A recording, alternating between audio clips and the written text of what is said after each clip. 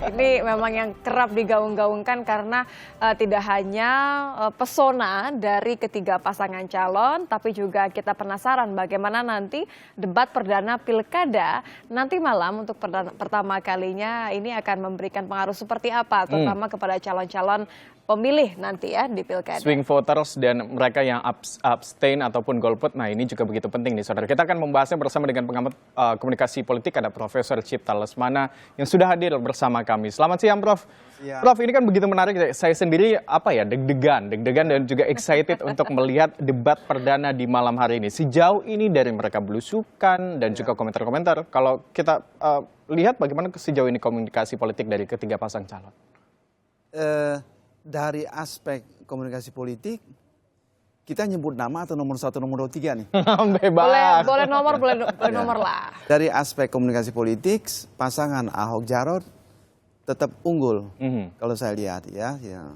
Nomor 2 Agus Silviana, nomor 3 baru yang ini. Dari segi komunikasi politik, ini jangan salah diurutkan begitu ya. Artinya kepiawaian berkomunikasi. Menurut kacamata saya sebagai orang komunikasi.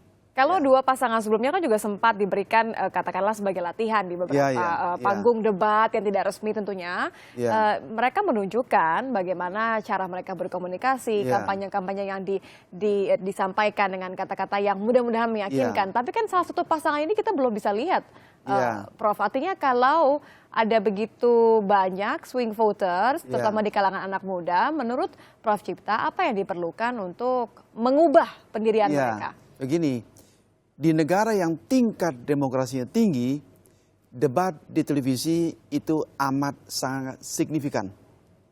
Tapi di negara yang tingkat demokrasi masih rendah, belum tentu. Saya tidak mengatakan tidak penting, debat publik di televisi itu sangat penting. Tetapi tidak menentukan segala-galanya. Ya, walaupun dia menang di debat televisi, tidak serta-merta dia pasti terpilih, tidak serta-merta. Banyak faktor X, Y, Z. Kita lihat misalnya pilgub sebelumnya, itu debat TV hebat sekali, luar biasa sekali. Toh 30% golputnya, terutama dari anak-anak muda. Itu artinya apa? Artinya cukup banyak yang cuekan saja. Percuma lah orang-orang yang apatis gitu kan.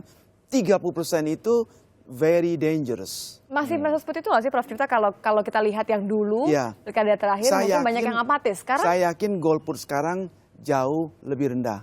Berkurang. Khusus untuk pilgub Jakarta ya, saya yakin berkurang banyak. Karena? Berkurang. Ya, banyak faktor, terutama ada faktor Ahok ini. Ya, banyak.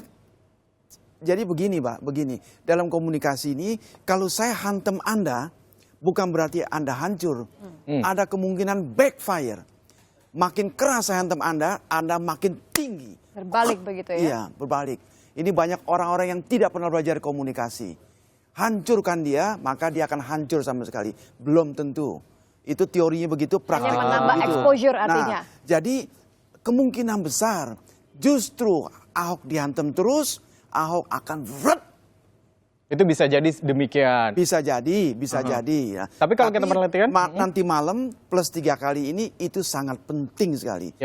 Tiga pasangan ini harus memperlihatkan bagaimana visi misinya, bagaimana mereka menjanjikan kepada publik, bagaimana mereka bisa menyelesaikan masalah. Ini amat sangat penting. Saya berharap jangan mereka ini janji-janji gombal. Ya.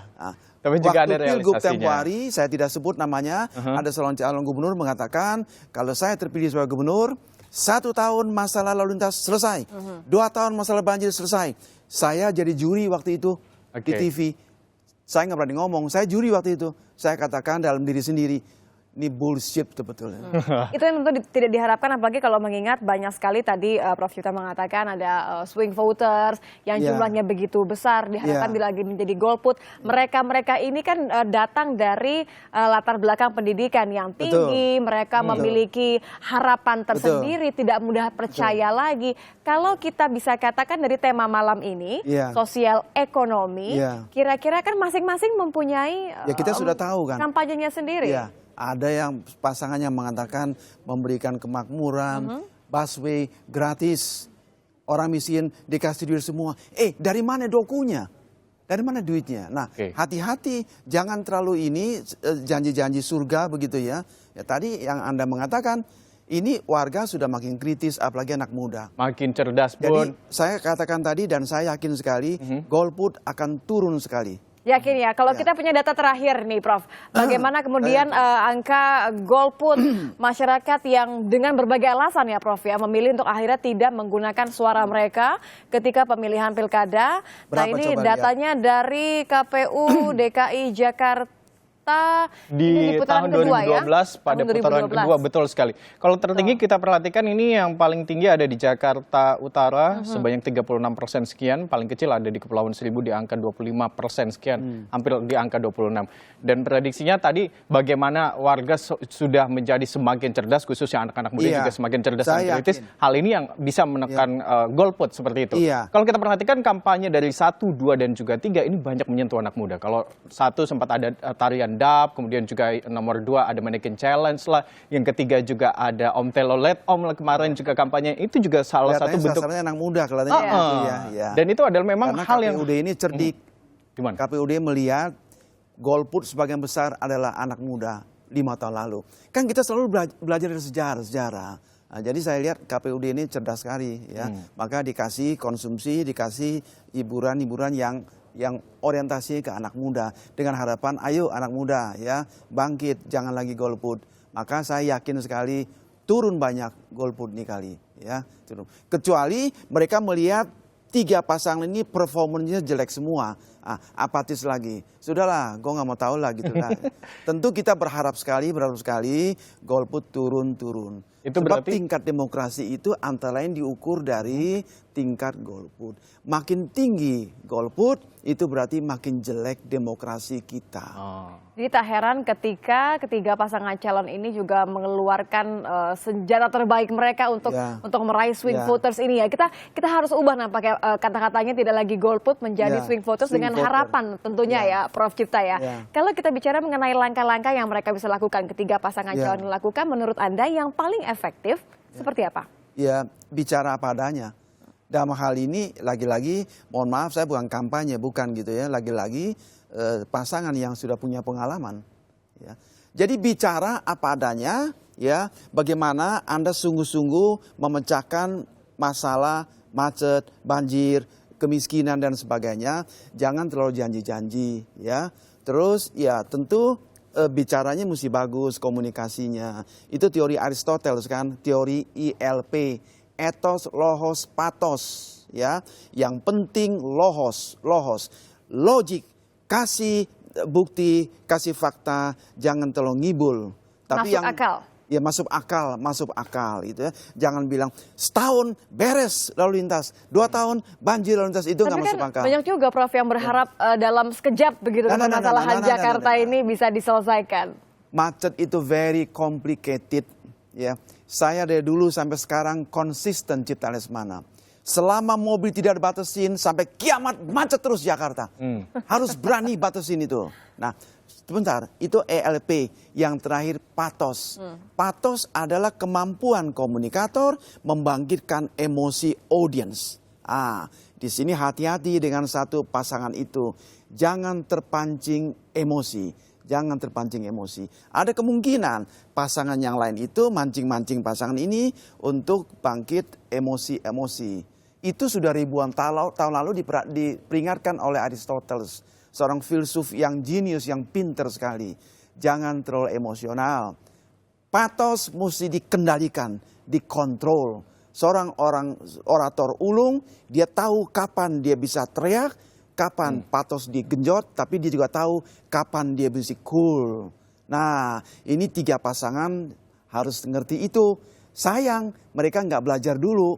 Mesti belajar itu teori-teori itu. Tapi nanti menarik Prof, kalau kita lihat di debat itu ketika ada satu pasang calon yang menyerang pasang calon lainnya, beradu gagasan, itu adalah salah satu hal yang juga bisa merebut swing voters kalau Prof lihat. Betul, tapi kalau serangannya membabi buta, serangannya itu unlogical, berbalik Mas, backfire. Saya hantam Anda babi buta gitu ya, nggak ada fakta, ngibul aja gitu, itu pasti hantaman saya akan menghajar muka saya sendiri, pasti itu. Jadi senjatanya jadi bumerang karena bumerang, iya, itu namanya bumerang effect dalam ilmu komunikasi. Kalau kita bandingkan dengan debat calon presiden Amerika Serikat, katakanlah seperti itu ya Prof. Ya. Bagaimana mereka kedua kubu ini sudah mempersiapkan diri, kemudian petahana atau orang yang sebelumnya sudah berkecimpung di pemerintahan ini justru mendapatkan serangan-serangan tersendiri karena pemilih mempunyai bukti. Hal-hal ini yang belum tercapai, hal-hal ini yang tadi Prof bilang masih janji belaka. Kalau di Jakarta terutama, menurut Profesor apakah bentuknya akan seperti ini? Nah, saya flashback sebentar di Amerika. Ya, Amerika juga 3 kali debat, 3-tiganya semua sepakat dimenangkan oleh Hillary Clinton.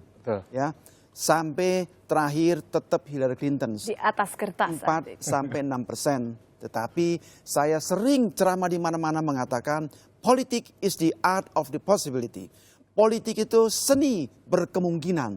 Politik bisa mengubah yang mungkin jadi tidak mungkin, yang tidak mungkin menjadi mungkin. Nah, ternyata Trump menang. Ada faktor XYZ, termasuk faktor kemungkinan curang, termasuk faktor yang sekarang sudah terbongkar.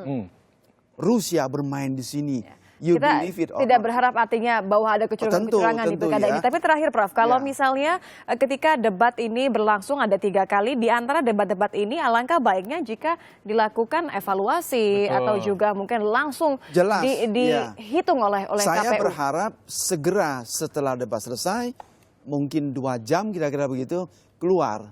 Langsung survei elektabilitas seperti keluar, tetapi Cipta Lesmana termasuk orang yang kurang percaya dengan survei, ya. Harus dilakukan oleh lembaga survei yang kredibel. Itu penting. Minimal besok pagi-pagi kita baca koran atau gimana gitu ya, sudah ada survei. Tapi kalau survei dibuat oleh lembaga survei abal-abalan juga enggak. Ini penting sebab semua ngaca.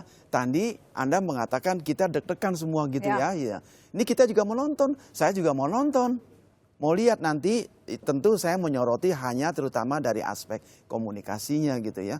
Semua kepengen lihat. Kenapa kepengen lihat? Karena kita warga negara yang peduli. Betul. Ada harapan artinya? Ada harapan. Saya juga penasaran ingin lihat. Terima kasih Prof. Cipta Lesmana udah berbincang bersama kami. Bagaimana juga penonton yang cerdas juga bisa melihat nanti bagaimana pertarungan antara Cagup dan juga Cawagup dalam debat perdana malam hari ini.